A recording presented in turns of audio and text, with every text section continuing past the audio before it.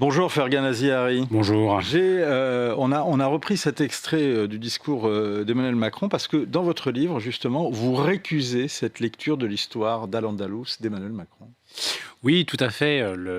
L'histoire d'Al-Andalus est devenue quelque part très représentative de ce mythe qui voudrait que l'islam et l'Occident auraient entretenu une relation interculturelle assez harmonieuse. Et je rappelle dans ce livre, en réalité, qu'il y a une véritable asymétrie en matière de curiosité intellectuelle entre l'Occident et l'islam, tandis qu'en Occident, on recense dès le Moyen Âge des lettrés européens qui vont apprendre les langues orientales, l'arabe par exemple. Les musulmans vont manifester une telle xénophobie culturelle que jusqu'au XVIIIe siècle, ils vont refuser d'apprendre ne serait-ce qu'une langue occidentale, alors même que l'islam s'est emparé de régions où ces langues étaient solidement implantées. Mais L'Espagne pourtant, visigothique, l'Afrique du Nord, l'Anatolie, la Syrie, l'Égypte, etc. mais pourtant, justement, à l'Andalous, il y a un penseur qui est très connu et très réputé en Occident, qui a même donné son nom à un lycée, le seul Averroès, lycée ouais. sous contrat en France, qui s'appelle Averroès. Donc il y a un apport de l'islam à la pensée. Sans Averroès, on ne connaît pas Aristote. Alors, je ne dis pas que les sociétés musulmanes n'ont jamais été des foyers de créativité, d'ingéniosité. Je remarque deux choses. La première chose, c'est que chaque fois que l'on veut imputer à l'islam des réalisations prestigieuses, on remonte sans cesse au Moyen Âge, à une époque assez quand même tardive. Donc, que s'est-il passé entre-temps? Ensuite, ce que je rappelle, c'est que l'islam s'est emparé du Proche-Orient, c'est-à-dire de l'un des plus vieux carrefours de peuples civilisés qui soient au monde, pour citer l'historien Fernand Braudel. Compte tenu du patrimoine immatériel incroyable dont les musulmans ont hérité, enfanter Averroès, c'était quelque part la moindre des choses. Et force est de constater qu'aujourd'hui, ce vieux carrefour de peuples et d'hommes civilisés, comme l'appelait Braudel, est dans un état lamentable. Et je crois que c'est les causes de cette catastrophe qu'il faut quand même essayer de comprendre. Vous parlez d'un État lamentable, mais enfin, c'est la péninsule arabique, c'est l'Arabie Saoudite, c'est les Émirats, c'est le Qatar, c'est Dubaï, c'est Abu Dhabi. Enfin, c'est des endroits qui sont devenus aujourd'hui des puissances économiques et the place to be. Quand vous regardez le monde musulman dans son ensemble, le monde musulman reste quand même très en deçà des standards que nous sommes en droit d'attendre des sociétés modernes. Pas au plan économique, en tout Sur cas, le par rapport plan au niveau des pays que je viens Sur de le citer. plan politique, sur le plan économique aussi, vous savez, vous parlez de l'Arabie Saoudite, la Banque islamique de développement qui est basée en Arabie Saoudite et qui, je crois, est peu suspecte d'islamophobie, se désolait il y a quelques années que le monde musulman n'était responsable que de 0,1% des découvertes scientifiques originales, alors même que le monde musulman pèse un quart de la population mondiale. Donc la contribution du monde musulman au progrès humain n'est absolument pas à la hauteur de son progrès, de son poids démographique. Alors après qu'il y ait dans le monde musulman des endroits riches, c'est tout à fait juste, mais de la même manière que je pense qu'on aurait tort de prétexter la fortune de Kim Jong-un pour dire que la Corée du Nord est un pays prospère, je ne pense pas que des exceptions invalident un tableau d'ensemble qui est quand même assez consternant. Et j'ajouterais que les musulmans n'ont pas attendu mon livre pour faire cet état des lieux et ce constat assez déplorable, puisqu'ils ont été les premiers à déplorer la décadence et la déchéance de leur propre société, bien avant d'ailleurs l'expansion coloniale occidentale. Je vous lis, vous imaginez, vous commencez votre livre par ce qu'on peut appeler une uchronie, c'est que vous imaginez qu'il n'y ait pas eu la révélation et l'avènement de Mahomet, et vous imaginez ce que seraient les territoires qui n'ont pas été conquis par les disciples de Mahomet, et ce qu'ils seraient devenus. Et vous écrivez notamment les habitants de ces territoires reverraient, je vous cite parmi les extraits, les petits écoliers de Tripolitaine, assis à l'ombre des oliviers, lisant les poèmes d'Homère, leur voix fluette portant l'Iliade jusqu'aux cieux. Ils exhumeront les écoles qui initiaient leurs enfants à la grammaire à l'aide de la prose de Démosthène, en lieu et place de ces établissements coraniques qui polluent leur esprit. Ils environt les bourgades romaines de leurs enceintes, saintes de vignes et constellées de gracieuses demeures en briques au sol parées de mosaïques, où les fresques murales magnifiaient les scènes bibliques les plus célèbres avant d'être englouties par les légions de Mahomet. Ce jour-là, l'Orient éveillé de son long sommeil pleurera les siècles perdus, mais dans ses larmes brillera l'espoir d'un renouveau. Alors c'est magnifique, et vous écrivez, et vraiment c'est un plaisir de vous lire, Fergan Aziari. Je vous invite vraiment à lire ce livre, parce que c'est un vrai plaisir de lecture. On est bercé, vous avez un style qui est très très beau, sans être empoulé. Mais est-ce que vous n'idéalisez pas les civilisations pré-islamiques? Vous savez, la propagande musulmane enseigne que l'islam est né dans une espèce d'Orient arriéré, illettrés, anarchiques. On sait aujourd'hui que cette image est très... On parle surtout de la péninsule arabique où il y avait des mœurs bédouines assez rustres. Précisément, la péninsule arabique, les musulmans la dépeignent comme une terre de polythéisme. On sait que c'est faux. On sait qu'aujourd'hui que l'Arabie était en grande partie acquise au christianisme avant l'arrivée de l'islam. Et le problème, c'est que cette réécriture de l'histoire a eu un effet dévastateur dans la région parce qu'elle a entretenu un profond mépris pour l'histoire des sociétés pré-islamiques, ce qui nous a tous persuadés, aussi bien en Orient qu'en Occident, que l'islam était la meilleure chose qui pouvait arriver à ces peuples-là. Écoutez, quand on se souvient que le monde arabe, avant Mahomet, donnait des empereurs et des impératrices à Rome, des reines catholiques, des professeurs à Athènes, quand on se souvient qu'en Afghanistan, des siècles avant l'islam, on produisait de magnifiques sculptures gréco-bouddhistes, j'invite vraiment les gens à aller au musée des arts asiatiques à Paris, le musée Guimet des arts asiatiques, qu'ils aillent effectivement voir ces étages consacrés à l'art du Gandhara, et je les mets au défi de sortir de cette salle en se disant que l'islam a été civilisateur. Je pense qu'il serait quand même très difficile de défendre cette thèse quand on a en tête ces réalisations pré-islamiques. Alors, ce qui est très intéressant, c'est tout ce que vous écrivez sur le récit. Et notamment, vous dites qu'il y a une guerre des mémoires et une guerre du récit. Vous accusez les penseurs musulmans, et à commencer par Mahomet, justement de mémoricide par rapport aux civilisations qui existaient sur les territoires qui ont été conquis par les troupes musulmanes. Oui, ce mémoricide se manifeste notamment par le désintérêt que je viens d'évoquer à l'égard des civilisations pré-islamiques. Il est assez révélateur, par exemple, que les plus beaux vestiges des civilisations anciennes qui parsèment les côtes nord-africaines, qui se situent en Syrie et ailleurs, ont presque toujours été exhumés, non pas par des natifs, non pas par des autochtones, mais par des explorateurs étrangers, des archéologues européens. Les hiéroglyphes ont été déchiffrés par un français et non par un musulman égyptien. Le site de Petra en Jordanie, les sites de Palmyre en Syrie ont été exhumés presque toujours par là encore, explorateurs européens. Et je pense qu'en effet, cette sous-représentation des musulmans parmi les grands archéologues et spécialistes des mondes anciens est assez révélatrice de la capacité de l'islam, de la réussite en tout cas de l'islam à éradiquer la mémoire des peuples anciens. Et moi je pense en effet que ce mémoricide a eu un effet dévastateur parce qu'il nous prive d'horizon sur ce qu'aurait pu être l'Orient si la prédication de Mahomet n'avait jamais existé. Il y a un peuple qui fait exception à ce tableau, c'est l'Iran, qui a su garder une mémoire pré-islamique très forte. Et je pense que la sauvegarde de cette mémoire pré-islamique, parce que l'Iran, c'est un paradoxe assez formidable. L'Iran... Parce que vous dites que l'islam est fâché avec la science, mais il y a pas mal d'ingénieurs en islam. Et regardez justement le nucléaire iranien, ou même le nucléaire pakistanais d'ailleurs. Non, mais il y a de bons éléments dans toutes les civilisations, toutes les questions de proportion.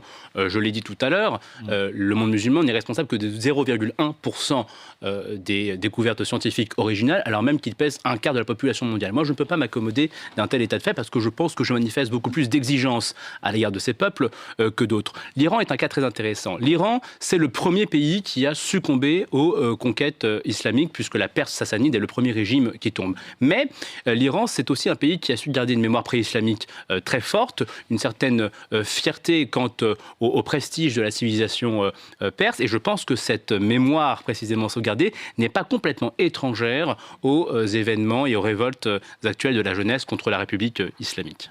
Je reviens sur la question de la guerre des mémoires.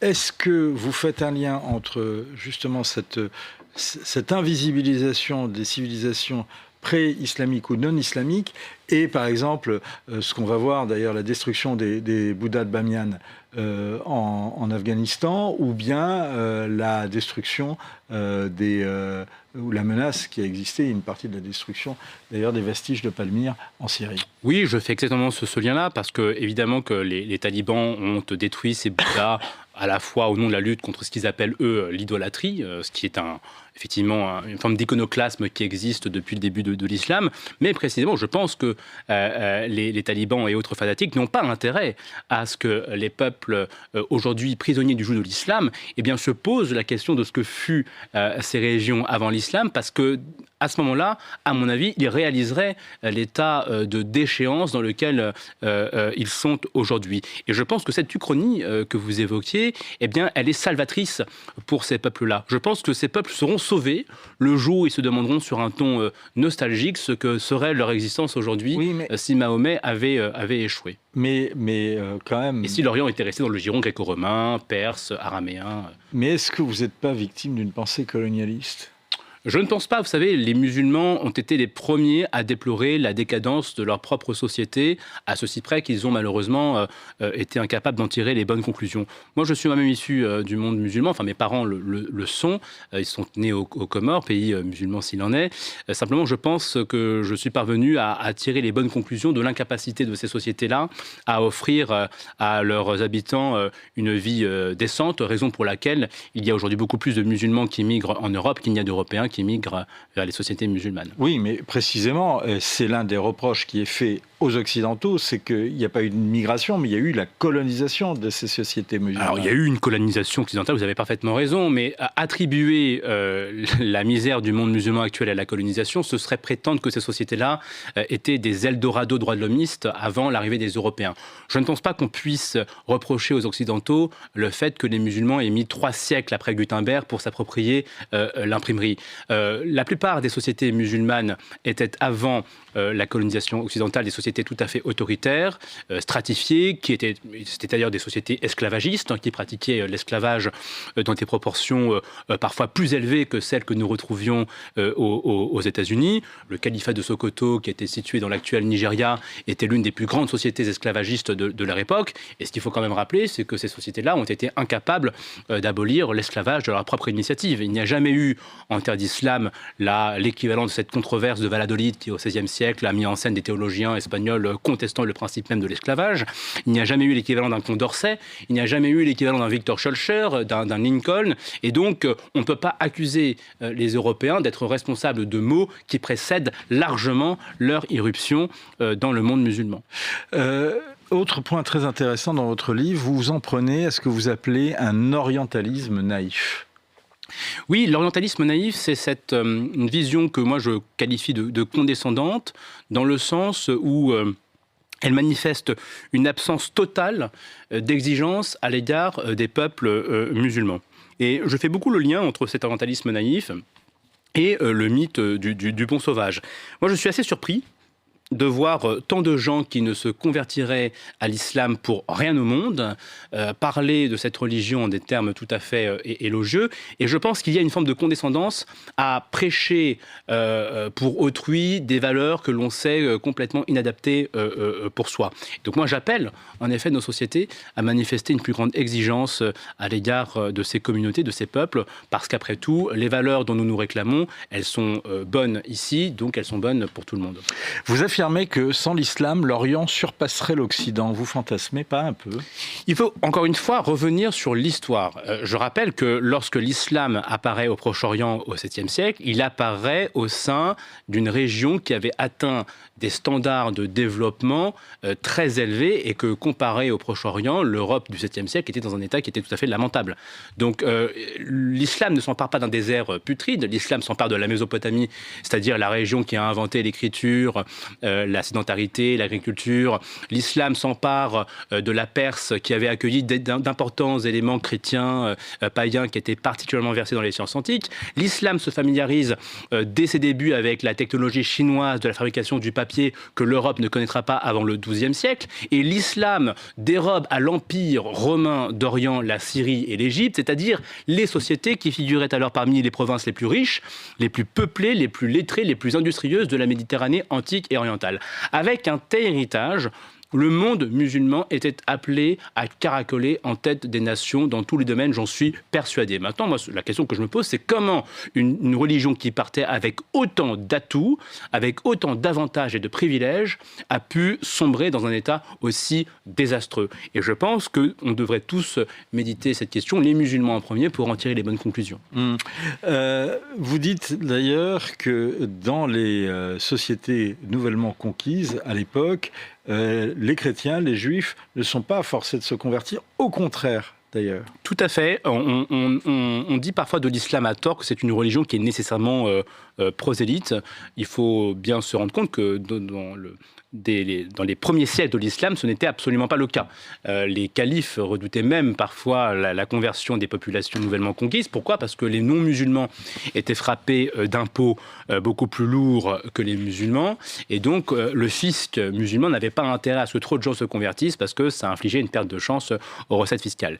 Et donc, en raison effectivement de ce manque de prosélytisme, les non-musulmans sont restés majoritaires en Syrie et en Haute-Mésopotamie jusqu'aux premières croisades quasiment. C'est la raison pour laquelle les califats omeyyades et abbassides ne peuvent pas être qualifiés de sociétés musulmanes à proprement parler. C'était des califats et des sociétés multiculturelles et multiconfessionnelles et qui étaient... Est-ce que c'est un modèle qui, justement, on pourrait connaître aujourd'hui en Occident avec la dynamique islamique et la stratégie de conquête des frères musulmans ?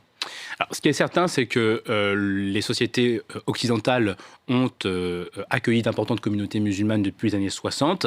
Il apparaît malheureusement que les populations musulmanes en Europe figurent parmi les communautés les plus réfractaires aux valeurs libérales, démocratiques, à l'égalité homme-femme, à la liberté de conscience. Et vous expliquez combien c'est ancien, ça ? Oui, alors j'essaie effectivement de prendre un peu de hauteur pour montrer que toutes les dérives qu'on impute aujourd'hui à l'islam ne sont pas quelque chose qui serait né un contre-coup de la modernité, comme je l'entends très souvent, mais s'inscrit dans une histoire beaucoup plus longue et que si l'Europe n'y prend pas garde, elle risque de contribuer à l'affaiblissement de ses propres institutions. Vous dites que l'un des théâtres de la confrontation entre l'Orient et le musulman et l'Occident, c'est la modernité. Vous l'avez expliqué que justement, peut-être que ce désintérêt pour les arts, la science, fait qu'il y a un certain nombre de choses qui sont restées enfouies et que ce sont les Occidentaux qui avaient une appétence pour cet héritage, qui les ont découverts au XIXe siècle, d'où les découvertes nombreuses qu'il y a eu au XIXe siècle, c'est passionnant. Mais un Occident qui a renoncé à l'innovation peut-il répondre au défi de la dynamique de l'islam identitaire ? Précisément, vous avez raison de poser cette question. Je pense que c'est non. Le problème, c'est qu'on est face à une religion qui est profondément réactionnaire, mais nous-mêmes, nous avons cessé de croire au progrès. Donc, une civilisation qui ne croit plus en elle, qui ne croit plus au progrès. En soi, c'est différent quand même. En l'occurrence, l'Occident est quand même très lié à l'idée de progrès. L'Occident s'est longtemps cru à l'avant-poste comme étant la civilisation à l'avant-garde du progrès. Cette confiance s'est effondrée au XXe siècle en raison des tragédies que l'on connaît.